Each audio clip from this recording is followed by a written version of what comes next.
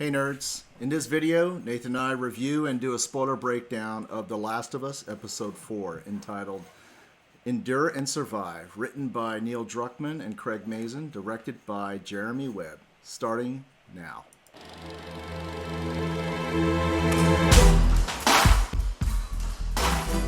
Welcome to the Nerd Social. I'm John. And I'm Nathan. All right, nerds, we are going to get right into and start off with the spoiler-free review. This episode is going to be really tough to do it without spoiling too much. We're going to try to avoid it as much as possible, but it's going to be hard because it might end up being a little too generic. But let's start. Nathan, what did you think of this episode? So I think you and I were talking about this online yesterday in our pre-prod chat. I think this is probably my favorite of the season. And season episode 3 was really good. But I think I don't know, for people who like I could say generically action and suspense, but also the really good human to human storytelling that differentiates this series from like other zombie series. You get all of that in this episode. It's difficult to talk about this episode given the way that episode 4 ended. But it's a really good episode. I appreciated all the work that Pedro, Pascal and I forget Bella Ramsay are doing on screen. There's some really great scene work from both of them in this episode, and I can't really talk about who else might be contributing to the cast there and their scene work about spoiling things. But our two leads are doing some really great work here, and also the production team is also doing a really great job because, like I said, there's some spectacular action things that happen this episode. I agree, Nathan. This was a very strong episode. My favorite episode so far had been episode 3. I think for a lot of people, it had been. But I think this one has really good competition for it. It's tough competition. Yeah. I think you even said it even beats out 3 for you. And it does, yeah. Yeah, so I think it does for me as well. And because of some of the interactions you spoke of, there's moments of levity, and there's definitely additional interactions that are going to be memorable for people who haven't watched this yet. And at the same time, yes, the production values. I love the scenes, the scenery, the way they made the city look like post-apocalyptic, Kansas City, and I can't tell if it was. Some of them are obviously real sets, but others are definitely CGI or what is that? What do they call it? The volume extensions, stage, right? Yeah. I can't tell where it starts and ends. And I think it's great. So you're definitely. It feels like the viewers are immersed in all of these things. And yes, the leads are very compelling, and we'll definitely get into more of that for the spoilers. And again, we don't want to say too much of highs and lows, but at the same time, I think people will enjoy it. I will say that so it's not too much of a spoiler because the actress showed up in the previous episode.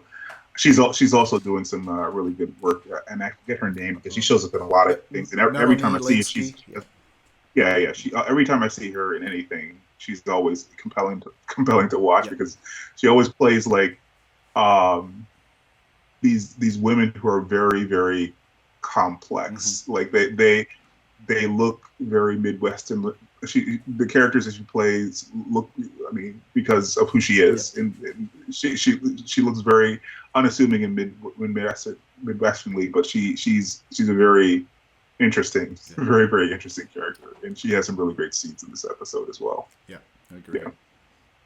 Yeah. All right. From here, we'll go right into the spoiler breakdown. Before we do, for those of you nerds, please, if you like this type of content and would like to see more of it, please be sure to like and subscribe so we can get you more of this content. And thank you for that. All right, so here we are. Here's your warning, guys. Spoilers ahead. So let's get right into it. Nathan, where do you want to start? What would you like to comment on first? I don't know. So like this episode was sort of sprawling, and it they set it up in a certain way so that the way that it ended, it would definitely be a gut punch. Mm-hmm. So you go on this whole journey. I mean, we're coming at it from two different perspectives because you played the game and maybe you were expecting some things to happen, but like I got attached to people, and maybe these sort of things you should never get attached to people. Yeah, they definitely Game of Thrones us on this one a little bit. But as you said, I have played the game. So Henry and Sam are in the game as well. I knew what was going to happen, but it still hit me hard, man. It really did, because I was kind of These actors are really great. These actors are the actors who they chose for this. They did a really good job. Yeah, they did a great job with that. So it kind of lulled me into think, oh yeah, it might be a little bit different. And that's what also Craig Mason and Neil Druckmann do very well, because they have already thrown everyone for a little bit of a loop, made it slightly different from the game. I don't know what to expect. Yeah, so this is in Philadelphia in the game, right? It's in Philadelphia in the game, and then and mentioning also for the episode 4 review that episode 3 review, Bill and Frank. In the game, you don't even get to see Frank except for just one little scene there. It's mostly Bill, and Bill is alive in that game, right? So, so it's very different, and so that's what I was expecting, a bit of a twist, and well, we got a similar twist here. It still was a gut punch. It really was. Yeah, it's I don't know. So yeah, we start at the beginning, like humanizing and really getting Henry and Sam's perspective after they take the resistance take over Kansas, and you just the beginning of this episode, like the craziness and the barbarism on the street, like this is what happens in revolutions, really. Like the people who are oppressed, they kind of go buck wild and become just as bad or worse than the oppressors sometimes. I think there was some analogies to the French Revolution. They started beheading people that were part of the aristocracy during that revolution. But yeah, they were murdering and torturing people in the street. Correct.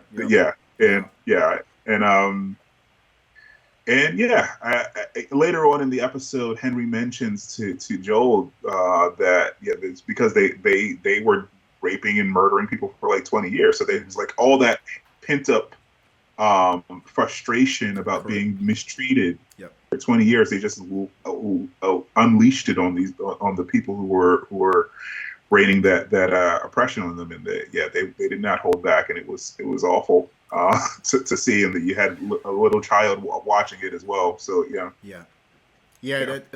they definitely very quickly showed a montage of scenes in all the different riots, the uprising, and the violence of it all, and then we see also Henry and Sam sticking together through it all. And they give a backstory on it, right? They explain Henry and Sam's backstory on why they're being chased, what's going on. Mm-hmm. So we know that Henry reveals in this episode at a couple spots that he is a... later on we get that information. Later on we get that he is a collaborator, right? And we already know Kathleen, who is played by Lynskey, it has been trying to root out the rats, right? All the rats around, and she also gives her backstory as to why, right? And so it goes in. You get her backstory, but like she's also sort of a sociopath, though. Like she is. She and you sort of get her number two's perspective on this. Like her brother was a good man, but like he probably couldn't have gotten what she got done because she's a sociopath and she does things that he probably would he would never have done. He would never have. Now that it's funny because that sort of way of approaching the world is useful until it's not. Yeah. Because that single-minded, maniacal way of looking at things can get stuff done. If you just like everything is a wall and you're trying to go through it, can get things done. But if that's the case, there's no room for nuance, and she gets herself in a situation at the end of the episode where it doesn't really matter that they won because they lost. Right? Correct. Like what have you trampled on along the way to get to this point, right? And clearly that was indicated with these riots, right? And that you saw, and the examples of the violence that they did in taking it over. They would say that the people got what they deserve, sure, but like because she couldn't let Henry go, she couldn't honor the wishes of her brother, her dying wishes of her brother. And she put all of her forces towards going after this young man. I mean, he couldn't have been more than like in his like early 20s, who was trying to protect his brother. Yeah. Henry was trying to protect his brother Sam.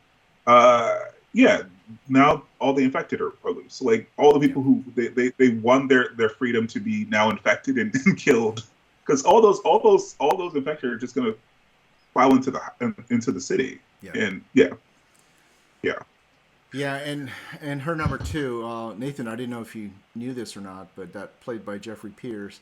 He's actually the voice of Tommy in the game. You know, so he's one of the voice actors now playing a character on this show. So. A different character. So Tommy is correct. Remind me who's Tommy again? Tommy is Joel's brother, who they're trying to find. Oh, I see. Yep. Yeah. Okay. Yeah. So okay. Yes. So that was kind of that's definitely a cool little Easter egg, knowing that he's another voice actor, whereas previously Merle Dandridge was the actual voice actress for Marlene, and she got to play Marlene, whereas here.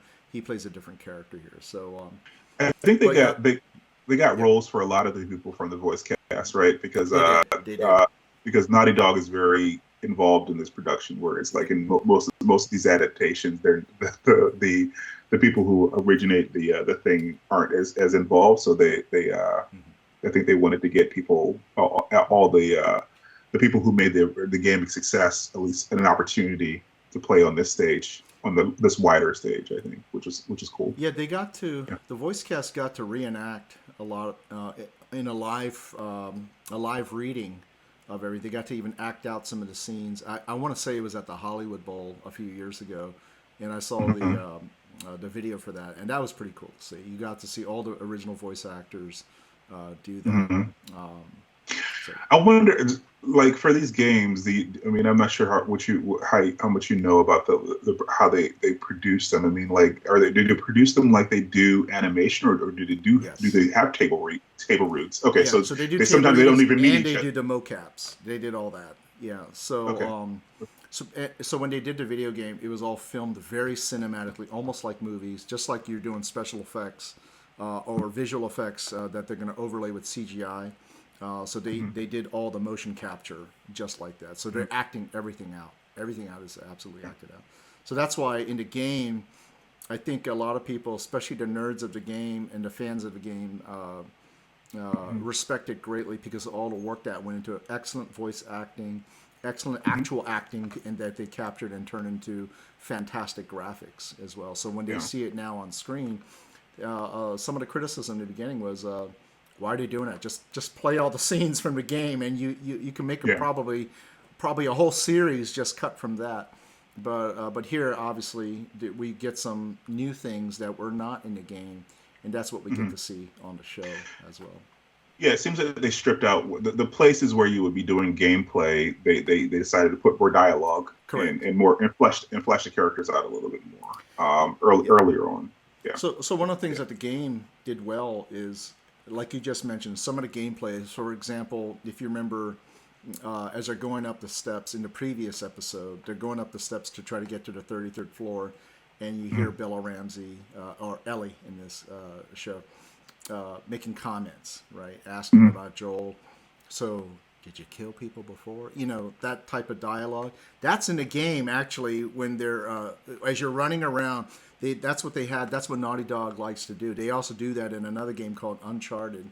There's a lot of this banter that goes on. That adds to it. That adds to the lore, adds to the personalities, and definitely gives a lot of backstory along the way instead of just very boringly just going from one spot to another or go fetch this, go fetch that. There's actual conversations that are happening because of that. So again, that adds to the story. So and we're seeing that here. We're seeing snippets of it. You also saw more of Ellie being hilarious, just absolutely hilarious. And she I don't know the actress who originated the part, but Bella Ramsey does a really good job of like striking a balance between like someone who's not a typical kid, but still like a kid, like a silly kind of kid who likes to joke around and but also at certain points a kid who's just like seen too much, especially by the end of this episode. Yeah. Like she tries to wall herself off from what happened even quicker than Joel did. She's like, you know, come on, let's go. And it's like she's mini Joel at this point, right? She's kind of like mini Joel at this point. You know, but I did appreciate the scenes even more. So even in the previous episode where you know, Joel being all stoic, and she finally broke him with that. Yeah, at the end of the last episode. Yeah, that diarrhea joke. That's just hilarious, right? And he just couldn't keep a straight face any longer, so he gave in, and so that's why. Yeah. But here, her interactions with Sam was so sweet, and just seeing them laugh together, two kids in such a crazy, cruel world, right? So those moments, I think, definitely added to that gut punch. The gut punch. Yeah. Absolutely. Yeah, and it's just like, I mean, she just does this. I don't know if we should be going. I mean, we're jumping around, but like she does this kid thing where she's like, "My blood is medicine." It's like, and then she tries to cut herself. It's like, this is not going to work. It's like, I know. I mean, but like it's kind of like kid brain thinking that it will work. I mean, she's like hope against hope that it will work, but like, this is not going to work. I feel like you should. I know that she said the Federal school wasn't a good school, but really, it's like. Yeah, it's the whole we might as well talk about. So that scene at the end where it's revealed that Sam was bit after all, and the way it led up to it, very quietly.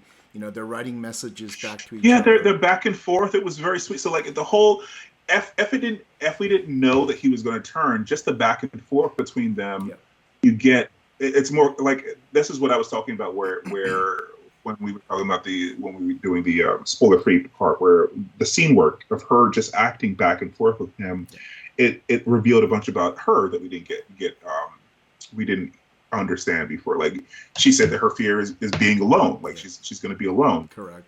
And you thought that he was going to say something else, like something other kid like, but no, he reveals that he got bit. It's like no, that's. Yeah, it's like in his fear is like when you turn, are you still in there? It's like and don't forget all that was set up when Henry and Joel are also having a conversation outside of their room where they're in, right? Where even Joel, for the first time, you've seen him actually go, "Hey, we're headed to Wyoming if you want to come with us." Yeah, we're probably gonna have to walk, but if you want, and Henry's like, "Yes, of course, we'll go." And of course, that's a nice little moment where even I, knowing that they say the same thing, and I'm like, "Yes," they're gonna go together. This will be great, and that lost me. And when I saw that scene at the end, I was like, "Oh crap, I forgot about this." And I was like, "Oh man, what?" That still hit just as hard. It really did. It hit just as hard. I mean, did the same scene play out? Like, did Matthew shoot Sam in the game as well? Henry, yeah. Henry. Yeah. So very tragically, he shot Sam, and then in the commotion, just like in the show, Joel tries to stop him, calm him down, and Henry's distraught over what just happened, and Takes himself out too. I don't know. So like this, what I was also talking to you about in chat. So the showrunners of this show are really keen about talking about the negative and positive aspects of love. So we got to see the very very positive aspects of love in episode 3, and then in this episode we saw the negative aspects of love. Like, I don't know if he's actually a villain, but he does make a very good point when he's talking to Joel. He's like, am I the bad guy? And he said, you don't need to think about it because I did a bad guy thing. So like, he did trade the leader of the rebel alliance for his brother's life. And that was an act of love, right? Correct. You could also say that the sister who's going after them. I forget her name again. Yeah, Kathleen. Like she's doggedly going after them as an act of love, right? Because of her love for her brother. I don't understand how she doesn't understand.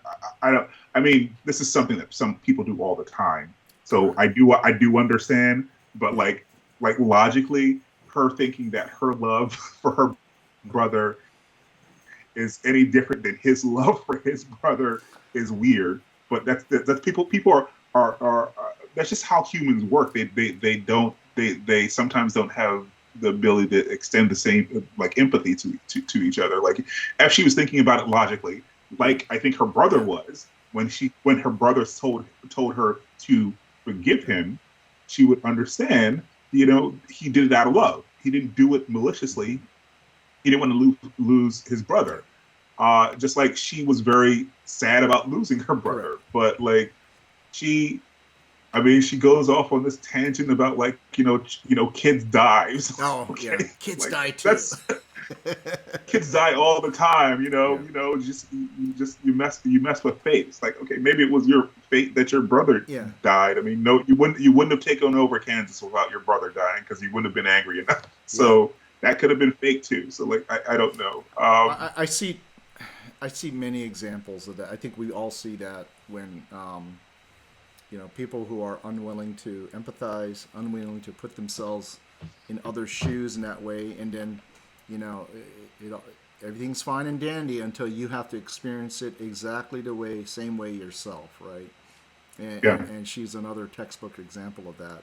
And in order to justify what you're doing too, you try to make that claim, that reach, like you just said, kids die too. Kids die all the time. How many times have we heard that during, let's say, COVID, right? Some very insensitive comments like that. And also in this political environment, just people unwilling to really put themselves in other shoes and empathize in other people's plight. And, until it happens to them in the exact same way, right? Then it's, oh crap, oh no, this affects me too. So I it's unfortunate, but human beings have some human beings have the inability to extend empathy unless it's actually happening to them or someone that they know. Very very very unfortunate, but the flip side of love. The other thing is that, like I said, or as we were discussing, Henry's decision, you got to think that he thought that he still wrestled with it, right? He was going to live with it, right? He was going to live with it because he was protecting Sam, but then he killed Sam. It's like now that he has to live with not only what he did to keep Sam alive, but Sam is now dead. Yeah. And now he has to live with what he did to keep Sam alive. And now, was it worth it to him? I can understand why he did what he did. I mean, if he had a couple of days to think about it, sure, maybe he wouldn't have done it. But like in the moment, I can imagine all those thoughts going through his head, like how guilty he felt about choosing his brother, and now his brother is dead anyway. Yeah. So yeah. So. Yeah. So they, but the other big moment, memorable moment that happened is so leading to all of that action or those scenes, they were running away from Kathleen and the rest of the resistance or rebel army Perry's right next to her. And what Kathleen ignored in the previous episode was the big rumbling of the ground, and it was obvious all the clickers are down there. And in here, it finally busted loose because of all the stuff, again, of their own making. They had a truck that was trying to run down Ellie and Joel, being taking multiple shots as a sniper from the house. Finally takes out the driver. The driver runs into this other home, and all of a sudden that car just drops down in there, and it was like they're all coming out. It was like a bunch of roaches just coming out to attack, and that the one giant clicker, I called him as soon as I saw him, I said, "That's the tank. That's the tank." So, was it a clicker or is it? So, like, I know they're different versions. Like, was that a bloater or whatever? So, like, because they have like. Probably like a bloater. A bloater I remember from another game. I don't know if they call it bloater or not, but yeah, similar concept. The big bad, right? The big one. Yeah. So those are the much older ones where it's basically all like fungus outside. So that's why he was shooting him and nothing was getting through, right? Yeah, and he quickly took out Perry, and then all the other ones overwhelmed the rest of the rebels, including Kathleen as well. So I mean, it didn't make sense logically when it was happening, seeing as how the point of the thing is to infect people, that it was like ripping things, but it was cool to look at. like it should just make him invulnerable to like them stopping him from biting him, but he was like more interested in like wrecking people. Just put some trap out of him. So that part to me has been a little inconsistent with the science of it, I guess. So are they killing people? Are they ripping them? Or are they trying to add them to their collection of... Yeah. I think the point of them is to like add them to the collective, right? So why would he like body slam one of them, rip a head off of another? Why didn't he go and kiss him? I didn't even have to kiss him. With the tendrils coming out. Infected, infected. With the tendrils in his hand or whatever. Like they I guess it looks more interesting like on film for him to like rip off someone's head, but it didn't make sense for the point of the fungus. The fungus doesn't have like malice or anything. It's just trying to infect more and more people. It was angry. Maybe they were angry fungus from being trapped down there, but I thought they also thrived in the darkness too, right? So. Yeah. It's all one. Also, I thought they were all one organism. So like they're all connected. They're all connected. I don't know. Maybe they're all connected, and that's their enforcer to like stop the ones that are killing the clickers, so the clickers can infect other people. Like he kills the big obstacles, so the clickers can infect the everyone who once they're disarmed. Maybe that's the how they're working together. I don't know. I'm still trying to figure it out, and I played the game, so I'm still trying to figure that part out. So they changed a little bit of the science or the how they infect from the game a little bit. Mm-hmm. So I'm figuring out, just like everybody else, what the show is trying to do when it comes to that. So but it was a spectacular scene. It was a really spectacular scene to witness. But it's funny because the entire episode is a lot of quiet scenes, though. Like quiet scenes inside with like 2 people on screen or 4 people on screen, where you got a little bit more about like like I said, we started a couple weeks before with Henry and Henry and Sam, and meeting the doctor who we saw executed in the previous episode, and him actually noticing Joel and Ellie come into the town and like coming up with a new plan. So like Henry's very smart, and he's not a violent person. Apparently, he's like he told Joel, he's like, the most violent I've ever been was pointing this unloaded gun at you. Like So like I have a plan, but you're the person who can actually get me out of this. So like a lot of quiet like scene work between characters is a lot, and then there was a bit of shooting when they thought they were home free, for from the guy in the house, but then it went like crazy. Yeah, all hell broke loose.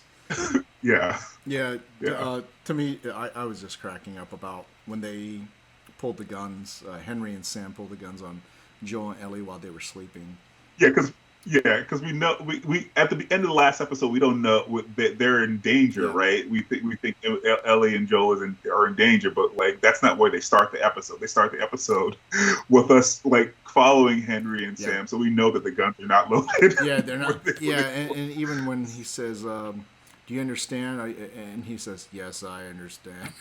He said, "You're not convincing me with that tone." And Ellie's like, "That's his asshole voice. That's how he always sounds."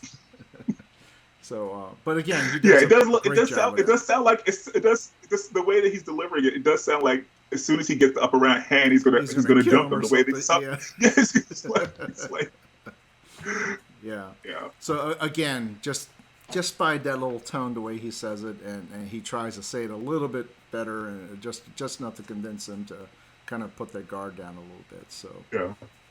So yeah, again, great job by everybody. So not only Pedro and Bella as well, but we got Lamar Johnson and Keivonn Woodard playing Henry and Sam. Fantastic job by those guys as well. I wish Sam stuck around. I wish Henry stuck around as well, but they served their purpose in these 2 episodes. Yeah. They definitely left a good mark in my eyes. I don't know. What do you think? I mean, is this harden Ellie even more? Like she keeps saying worse and worse stuff and hearing about worse and worse stuff. Like, does she become like closed off like Joel? Because she's like, I can imagine these stuff. Like we were talking about earlier. Like she's seen some things, but she still has this like childlike whimsy. Yeah. I can see that like leaving her slowly as these things, as more and more of these instances happen. That's a great question, and we'll have to keep watching more to see where it leads. Yeah. So I won't spoil that part. Yeah. So like you played the game, but like, and even though we get the we get the episodes before the general public, they're only giving us episodes once a week.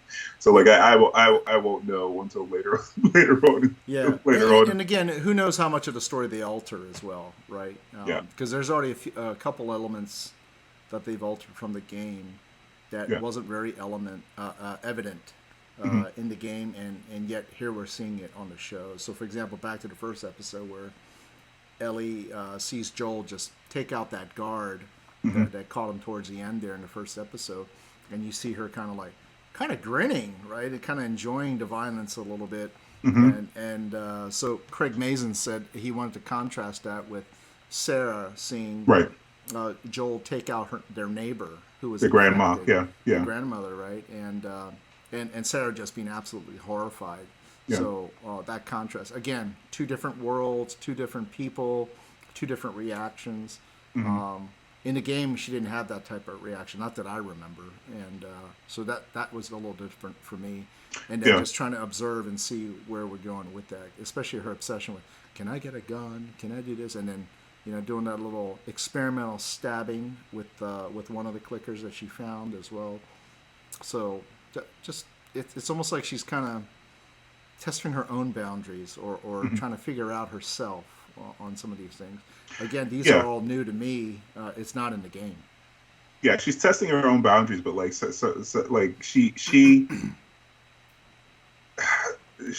in the last episode found very quickly that gun wasn't like a game. As soon as she shot that kid, who figured out really quickly after he was shot, where he wasn't expecting to be shot, that he was a kid as well. He regressed very quickly. It's like my mom's mom. And like you could see her face, and Joel finished him off, but like she I think she like I said figured out very quickly it's not a game. It's and I don't know. We'll see. Like I said, I haven't played the game, so I don't know where she goes from here. But I know a little bit about the second game, that she has like a partner So maybe actually in the next couple episodes, at some point they're gonna do a flashback to her friend and how she got infected and how she lost her friend. Yeah. Yeah, and I think they had a bit of a relationship as well. So maybe that'll be the next episode. Like I said, we get these before the general public, so we can do reviews, but we don't get the preview for the next episode. So we have no idea what's going to happen in the next episode. I think that they released episode titles, so I guess you can guess from that. Yeah. But it was the endure and survive thing in the game. Yes, there was reference to a comic in the game as well, several, including ones you pick up along the way as like little Easter egg items, and that's what adds to the lore in most action RPG type games like this. And and yeah, like you said, where they headed. I won't get into too much of that part, but I do. I think that the way they're trying to portray her, and along with and again contrasting it on a previous episode with that other guy as well. That other guy, he cracked me up. I know a lot of viewers were watching that going like, oh my gosh, that hit me hard, like the way he was screaming and all that stuff. I'm like, that dude just tried to kill people. What other guy? The guy, Bryan, where she had to shoot that guy, right? Because she attacked Joel, and Joel had to take him out. Yeah. I mean, it was a difficult scene to watch because of how quickly he realized that it wasn't a game and you could get killed. Yeah. And that he probably was going to die.